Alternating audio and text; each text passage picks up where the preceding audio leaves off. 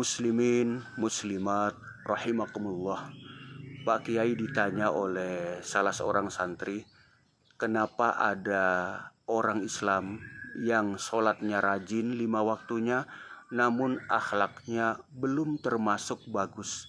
Sementara ada orang Islam yang sholatnya masih jarang-jarang, namun akhlak terhadap sesama jauh lebih bagus.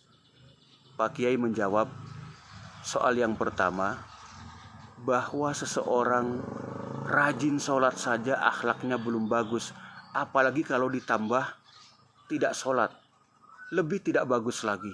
Kemudian jawaban yang kedua, belum lengkap saja sholatnya, akhlaknya sudah relatif bagus, apalagi kalau sholatnya lengkap, tambah bagus.